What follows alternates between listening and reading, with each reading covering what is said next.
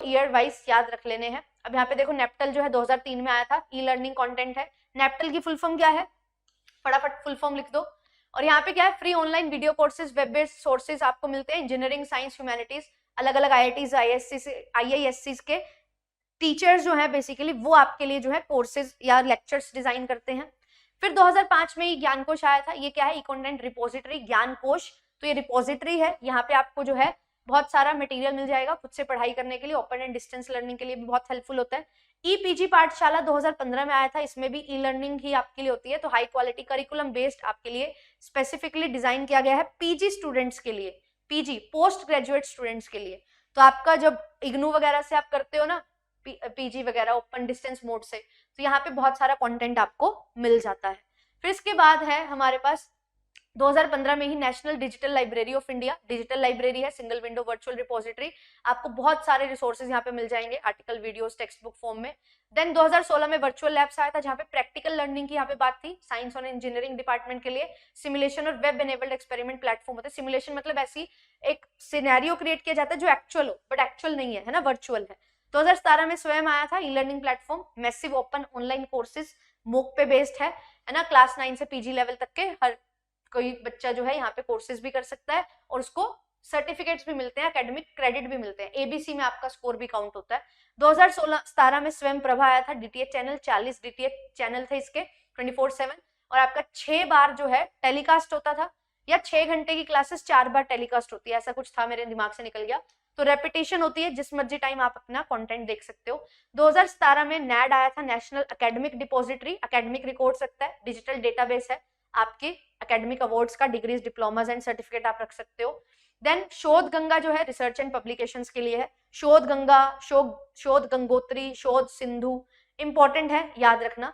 तो ये क्या है, एक रिसर्चर्स के लिए प्लेटफॉर्म है कि वो अपने PhD थीसिस वगैरह, डिसर्टेशन यहाँ पे रख सकते हैं और रिसर्च को पब्लिकली एक्सेसिबल बना सकते हैं, राइट। फिर इसके बाद जो है PM ई विद्या, इंटीग्रेटेड एजुकेशन। तो यहाँ पे ये किसके लिए है, डिजिटल एजुकेशन एफर्ट्स, जहाँ पे आपको टीवी चैनल ई कंटेंट मिलता है, स्पेसिफिकली जो स्पेशल चाइल्ड्स हैं, एबल्ड स्टूडेंट्स हैं वो भी, और इन जनरल बच्चे भी देख सकते हैं। फिर 2021 में ABC आया, एकेडमिक बैंक ऑफ क्रेडिट, यहाँ से क्वेश्चन आ जाता है। तो पॉलिसी एंड फ्लेक्सिबिलिटी, अब आपको एडमिशन चाहिए तो आपको ABC ID भी चाहिए होती है ना, जिसको आप RID भी बोलते हैं। enable flexibility in higher education by digitally scoring academic credits and allowing multiple entry exit points, ये पार्ट है NEP का। और इसके बाद यहाँ पे 2024 में स्वयं प्लस पोर्टल बना है जो स्किल डेवलपमेंट की बात करता है। तो एक्सटेंशन है स्वयं का, जहाँ पे इंडस्ट्रियल लाइन स्किल्स आपको दिए जाते हैं, जो आपको पढ़ाया जा रहा है वो नहीं, जो आपके काम आएगा वो। तो AI का यहाँ पे बहुत इंपॉर्टेंट रोल है।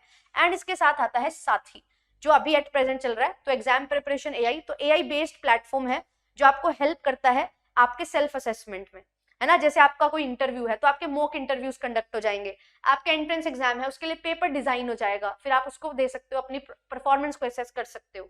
ये सारी चीजें यहाँ पे आती है। नेप्टल की फुल फॉर्म मैंने पूछी थी, national programme on technology enhanced learning, very good.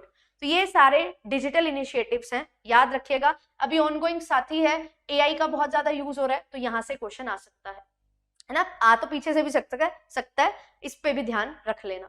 फिर इसके बाद यहाँ पे और भी हैं, जैसे चौपाल वगैरह है, IT एक्ट आया था, ज्ञान कोश, फिर आधार, इंडिया स्टॉक, प्रधानमंत्री जनधन योजना, ये सारे हैं कंबाइन।